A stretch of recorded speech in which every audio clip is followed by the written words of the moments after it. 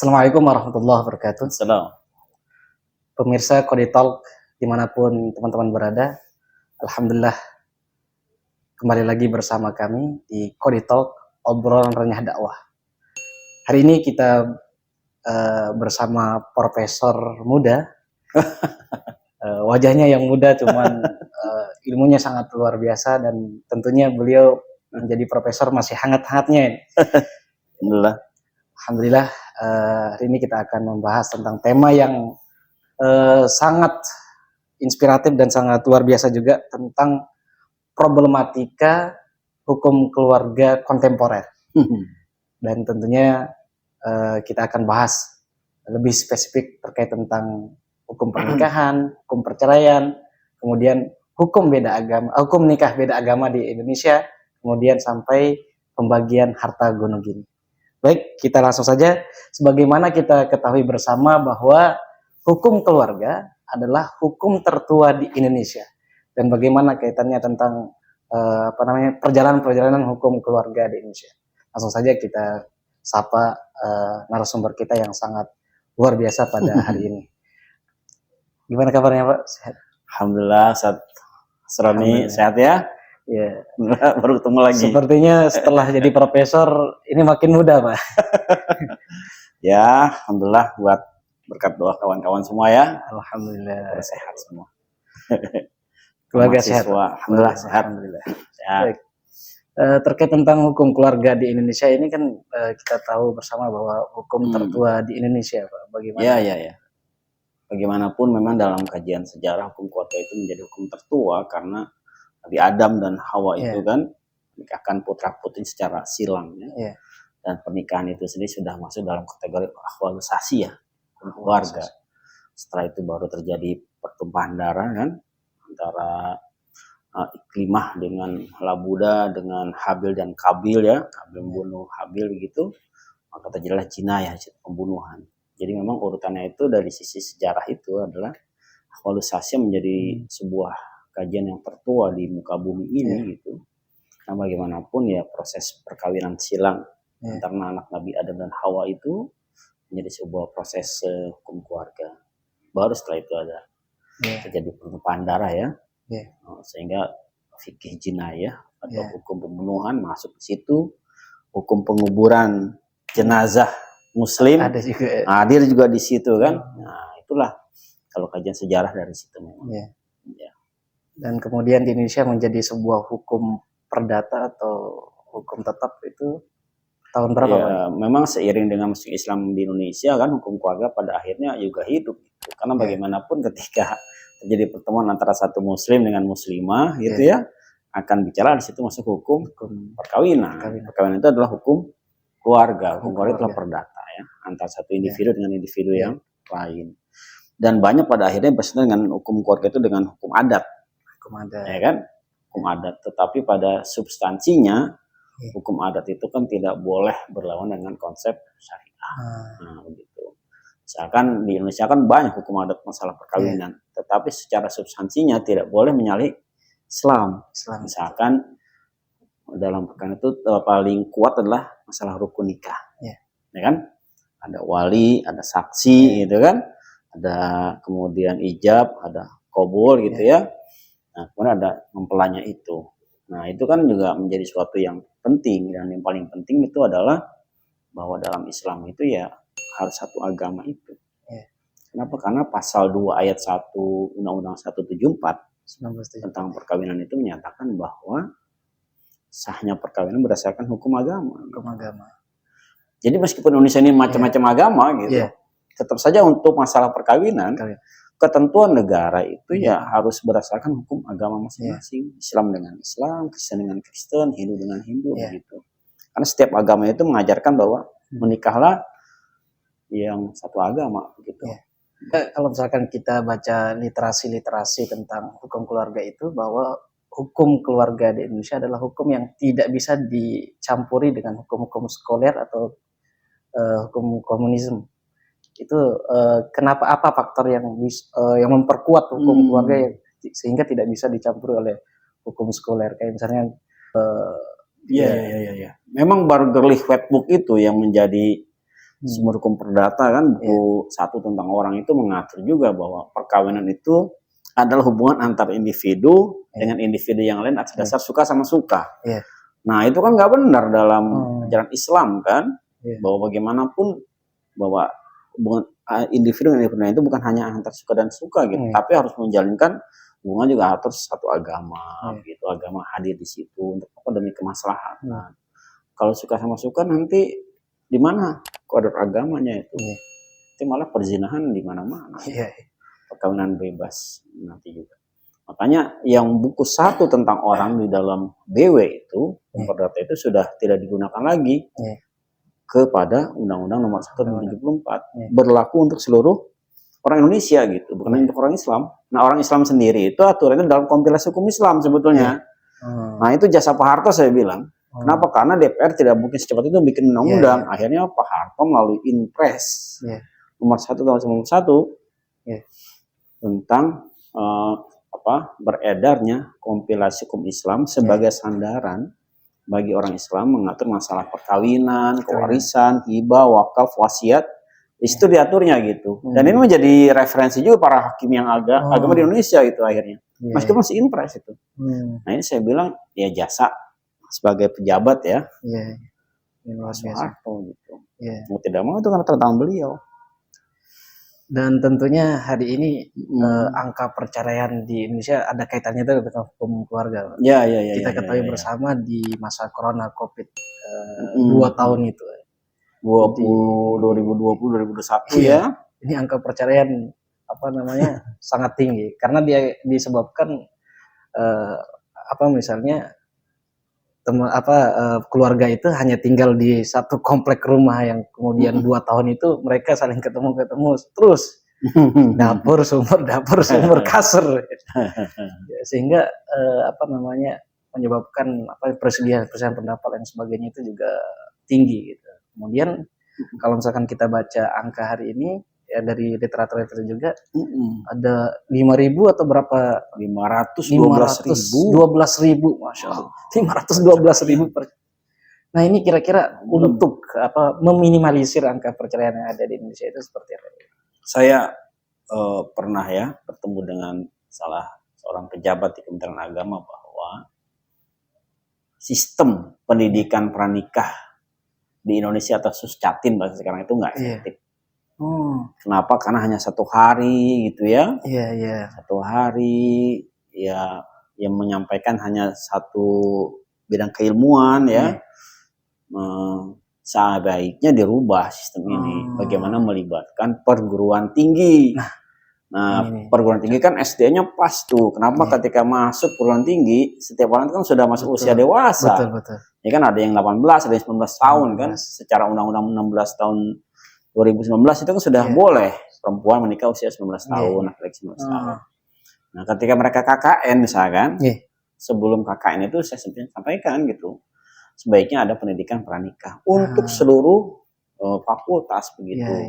Yang mengisinya nanti kan dari dosen hukum keluarga, dosen ekonomi, psikologi, kesehatan, kedokteran, itu kan jadi banyak SDN di perguruan tinggi itu.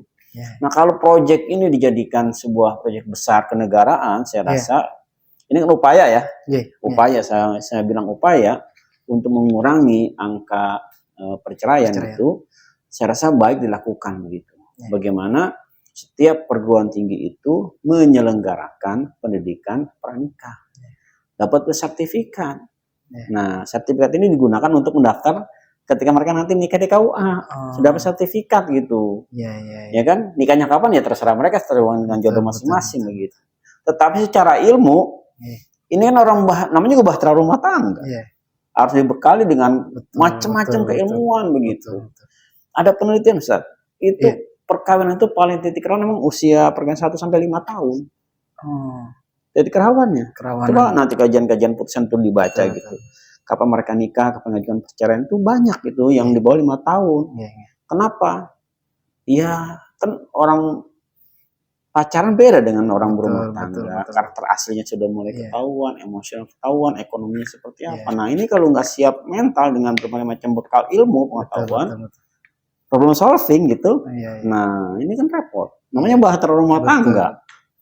bukan hanya 1-2 tahun kan sampai meninggal, tetapi Seumur bekal hidup. ilmunya nggak diberikan. Nah, ini Bagaimana mungkin 10, 20, 30, 40 tahun berumah Iya. tangga tapi hanya secatnya 1 hari, satu hari betul. ya kan? Ya, Ya karena kalau Ustadz orang pesantren belajar Iya. fikih munakahat, fikih Iya. mawaris, ya kan hukum perdata Islam Indonesia Iya, dapat. Kalau yang umum, betul. nah gimana? Iya. Nah, Ya karena kalau ta'arufan Itu itu satu- meskipun kita kenal 100% belum tentu juga ketika sudah nikah mengenal. Mungkin Ya, bisa 20% mengenalnya. ya makanya data yang paling besar itu perceraian Indonesia itu kan Iya. paling besar itu perselisihan. Iya. Namanya shikok. Shikok. Nah, shikok itu macam-macam kan. Iya. Secara emosional sering itu, kemudian juga karakter Iya. antar dua pihak, nggak mau Iya. ngalah, ya. Betul. Macam itu. Iya. Ekonomi juga. Kira-kira apakah pernah dilakukan, Pak, upaya-upaya untuk adanya program-program pendidikan pranikah ini? Ini Kodi harusnya nih. Wah, iya. Tadi lupa perkenalkan beliau juga salah satu pengurus dari Kodi DKI Jakarta.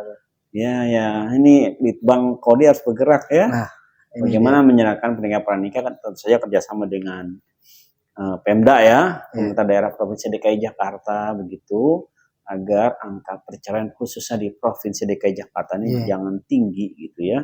Ini kan bagi orang yang tahu dunia pengadilan, semua pengadilan di DKI Jakarta namanya kelas 1. Kelas 1 itu berarti perkaranya banyak. Betul. Nah, ini berarti kan butuh perhatian khusus bagaimana agar jangan sampai SDM yang ada di Indonesia itu lahir dari keluarga yang divorce ya, perceraian gitu. Ini kan juga harus kita upayakan ya, bagaimanapun begitu, misalkan melalui pendidikan pranikah oleh lembaga keagamaan secara bergulir terus begitu, kerjasama dengan misalkan perguruan tinggi atau Pemda mengadakan dengan Karang Taruna segala macam. Tapi bersertifikat gitu. Misalkan di DKI Jakarta itu ada kebijakan misalkan ya, bagi pasangan yang mau nikah di DKI Jakarta itu harus ada sertifikat pendidikan pranikah. Betul. Ya, kerjasama antara misalkan Kodi dengan Kementerian Agama ya, provinsi, atau Kodi kerjasama dengan Biro Dikmental DKI Jakarta gitu. Jadi secara kuantitas orang yang ikut itu kebaca gitu. Tahun 2023 misalkan berapa, 2024 berapa gitu. Bekal ya. Betul. Ini bekal penting. Iya, karena perceraian itu tidak selamanya difaktori oleh faktor ekonomi. Pak. Ya. Banyak orang mapan bisa juga. Betul. Banyak orang yang gadisnya cantik, laki-lakinya ganteng juga bisa juga. Banyak. Faktornya berarti bukan hanya faktor kegantengan atau kecantikan, bukan juga faktor ekonomi yang mapan, tapi ada faktor-faktor eksternal lain. Makanya angka paling tinggi adalah perselisihan dalam rumah tangga itu yang menjadi. Ya mohon maaf, kita misalnya entertainment kita kita ditontonkan dengan perceraian. Ya. Dan perlu kita ketahui bersama bahwa beliau juga salah satu boleh diungkap, boleh kita ceritakan sama teman-teman supaya teman-teman tahu bahwa beliau ini merupakan pengacaranya Mbak Mersanda tahun berapa itu? 2000 berapa ya? Lupa saya. 2012 ke bawah lah. Iya, 2000. Lupa saya. Mungkin nanti bisa kita lakukan terkait tentang bagaimana misalnya upaya-upaya untuk pendidikan pranikah dimulai dari Jakarta secara khusus, kemudian Jabodetabek, lalu kemudian kita undang beberapa artis untuk sebagai testimoni. Betul. Ini luar biasa ini teman-teman semua. Dan tentunya pendidikan pranikah ini adalah pendidikan yang memang tidak masuk di ranah hukum, Pak ya. Artinya belum di manage secara hukum. Kira-kira kita misalnya untuk upaya atau langkah kita untuk menjadikan sebuah landasan perpijakan seluruh pengadilan negeri atau pengadilan agama di Indonesia sebagai pranikah atau pendidikan pranikah adalah ini kebijakan yang wajib negara gitu. Seharusnya kebijakan negara ke Malaysia misalnya, di Malaysia misalnya. Berarti ada salah satu negara di dunia ini atau ada. Malaysia itu setiap tetangga kita berarti. Setiap anak muda itu wajib ikut pendidikan pranikah. Nah, setelah itu mereka kapan nikahnya tergantung jodoh masing-masing. Tapi bekalnya itu secara keilmuan sudah dapat. Iya, gitu. betul. Bahkan kalau memang sulit pendidikan pranikah itu di sekolah-sekolah itu kan ada mata kuliah pendidikan agama tuh. Nah, itu harus dimasukin ketika anak aliyah, anak SMU itu kelas 3 itu kan mereka sudah masuk usia 17-18 tuh boleh dimasukin unsur itu. Nah, ini bisa kok digagas ini sebetulnya. Ini luar biasa untuk pendidikan kurikulum ini bagaimana menggagas kurikulum dalam sekolah-sekolah itu masukin tentang pendidikan pranikah gitu. Nah, Kodi bisa hadir di situ juga kan banyak Kodi yang dari ulama dari hukum, kita panggil nanti dari praktisi ekonominya, psikolognya. Saya di UIN Jakarta misalkan ada fakultas kedokteran, fakultas kesehatan bisa saya kerjasamakan SDM-nya itu untuk membantu program ini. Saya rasa bagus itu untuk. Berarti banyak pihak-pihak yang akan bisa dilibatkan. KPAI juga bisa dilibatkan di situ. Misalnya dia akan ke sekolah-sekolah karena nikah di bawah umur itu juga banyak terjadi. Iya, dispensasi nikah ya. Ya memang jadi problem nih. Saya sering sampaikan juga gitu bahwa secara kematangan usia wanita menjadi 19 tahun sekarang undang-undang baru itu menikah bagus. Tetapi secara kesiapan infrastruktur di bawah ini juga perlu diperhatikan. Misalkan begini. Bagaimana akses pendidikan itu juga harus ditingkatkan itu. Jangan sampai orang nyari sekolah SMA setelah lulus SMP itu sulit. Kalau DKI sih gampang. Betul. Kalau 1000 misalkan. Ya kan? Mereka kalau udah selesai dari SMP, kemana lagi itu? SMA. Adanya misalkan di satu pulau gitu. Nah, kan butuh ongkos. Nah, itu juga harus disiapkan infrastrukturnya gitu. Jadi jangan sampai ini di Bogor misalkan. Bogor, Cianjur, Sukabumi gitu. Itu kan basis yang pendidikannya SMP lulusnya. Tingkat pendidikannya. Dan kalau data itu paling tinggi Pak ya? Angka perceraian di usia menikah di bawah usia 19 tahun juga banyak. Kenapa? Karena secara geografis sekolahnya juga susah untuk ke SMA. Dan ini baru tetangganya Jakarta. Masih pinggiran Jakarta.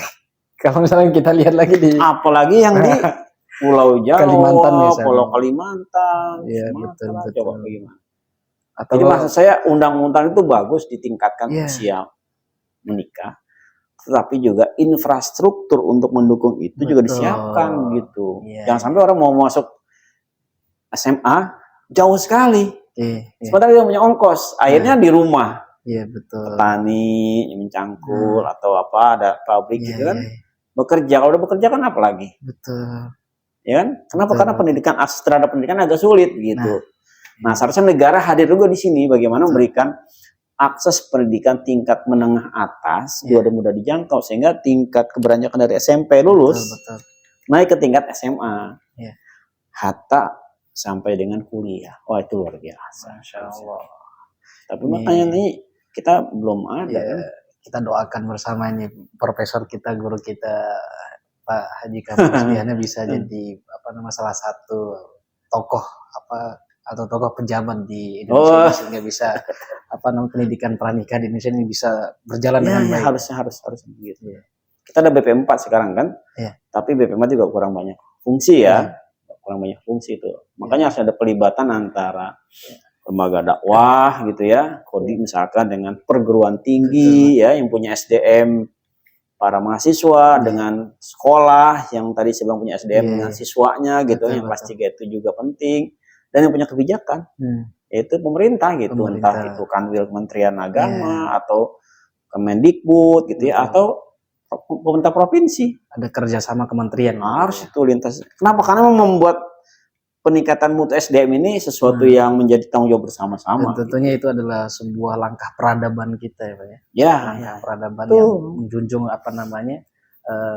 ketingkatan kecerdasan dan tentunya kesejahteraan masyarakat Pak. Ya, itu salah satu upaya untuk meningkatkan kesejahteraan kan dari peningkatan ekonomi pendidikan betul pendidikan itu. Jadi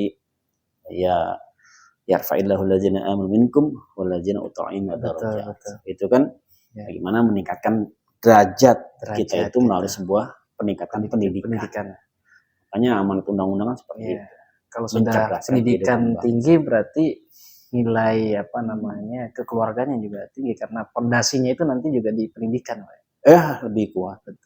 Saya bisa bayangkan misalkan Ustaz Asroni dari mana? Lombok ya. Mungkin tidak sebanyak akses lembaga pendidikan tinggi di Lombok dibandingkan betul, Jakarta kan. Kalau sudah tidak bisa akses pendidikan lagi berarti kan bekerja betul. di usia muda nih. Iya. Tapi dengan ikut pendidikan ke Jakarta, pesantren ya kan berarti pemikiran untuk menikah cepat kan lagi ketunda. Betul. Kenapa? Karena ada misi untuk menyelesaikan kuliah. Berarti udah bertambah lagi. Kalau sudah kuliah pasti usia di atas 20 kan? 23, 24 ya. Baru menikah kan? Nah, jadi kematangan pun lebih terbentuk dibandingkan anak yang baru usia 19 tahun, 18 tahun apalagi gitu kan, 17 tahun yang sering banyak mengajukan dispensasi nikah. Banyak sekali Ustaz. Indramayu masih banyak. Kabupaten Indramayu itu banyak kasus dispensasi nikah. Mungkin di daerah banyak. Banyak. Dan tentunya mungkin saya bisa pendapat saya nih Pak terkait tentang pendidikan pranikah ini adalah fondasi utama dalam melangsungkan pernikahan, dan tentunya itu akan mengurai angka perceraian yang nantinya akan berkurang. Kemudian nanti ketidakpahaman tentang harta gonogini gini nanti kita akan bahas, karena fondasinya di pendidikan pranikah ini. Jadi memang banyak sesi yang kita bahas. Ini sesi kita bahas karena mungkin bisa jadi kita bahas masalah pentingnya pendidikan pranikah ya. Yang pranikah nanti kita bahas tentang bagaimana fondasi berumah tangga akibat divorce terhadap anak atau bersama juga banyak problem di situ sebetulnya ya. Kita mesti berikan pencerahan lah kepada para pemirsa semuanya, termasuk diri kita semuanya. Baik teman-teman semua pemirsa dimanapun Anda berada, mungkin kita akan cukupkan sampai hari ini terkait tentang pembahasan kita problematika hukum keluarga kontemporer di Indonesia. Sebetulnya banyak hal yang ingin kita obrolkan bersama guru kita, Profesor Dr. Haji Kamal Rusdiana MH, terkait tentang problematika hukum keluarga kontemporer di Indonesia. Namun karena waktu, karena kita toleransi terhadap teman-teman penonton pemirsa dimanapun Anda berada, nah nanti kita akan lanjutkan kembali diskusi dengan episode-episode yang tentunya lebih menarik lagi terkait tentang hukum keluarga di Indonesia. Mungkin ada kata penutup yang ingin disampaikan terkait tentang bagaimanapun bahtera rumah tangga itu akan dilalui setiap orang ya. Dan itu memerlukan waktu yang panjang. Kita berharap kan sampai rumah tangga itu sampai ajal menemui para suami dan istri itu yang memisahkan gitu. Berarti kan 10 tahun, 20 tahun, 30 tahun, ada yang 50 tahun. Nah ini kan makanya butuh ilmu. Namanya juga bahtera, mengaruhi bahtera rumah tangga. Makanya salah satu yang bagi saya penting adalah diadakannya pendidikan pranikah. Nah pendidikan itu penting gitu, dalam segala aspek. Pranikah itu kan aspek rumah tangganya sendiri, hak dan kewajibannya, aspek ekonominya seperti apa, manajemen ekonomi gitu ya. Aspek psikologinya ketika orang ngadepin masalah kan pasti ada masalah dalam rumah tangga ya. Kemudian aspek kesehatannya, bagaimana menjaga kesehatan lingkungan, rumah tangga, ibu hamil, bagaimana menjaga anak-anaknya, itu kan juga penting kan. Aspek-aspek kedokteran, dunia kedokteran, masalah organ tubuh segala penting. Nah ini yang punya SDM ini kampus. Nah kampus ini bisa melakukan itu untuk melakukan pendidikan pranikah. Kerjasamanya dengan stakeholder ya. Kebijakannya segera bisa dibuat itu oleh pemangku kebijakan ya. Kalau Bapak sebagai akademisi kan hanya bisa menyampaikan ide ya. Tapi semoga bisa jadi salah satu pejabat di Indonesia lah. Karena pendidikan udah puncaknya profesor apalagi ya. Insyaallah. Bismillah. Baik, terima kasih pemirsa dimanapun Anda berada. Tema kita sangat luar biasa, sangat menarik tentunya dengan narasumber yang sangat luar biasa, sangat menarik juga. Dan kita akan cukupkan sampai sekian. Terima kasih teman-teman semua sudah standby di Kodi Talk, obrolannya dakwah. Jangan lupa like, comment, and share. Kodi Talk, obrolannya dakwah. Assalamualaikum warahmatullahi wabarakatuh. Assalamualaikum warahmatullahi wabarakatuh. Terima kasih banyak, Pak. Ya, siap. Insyaallah.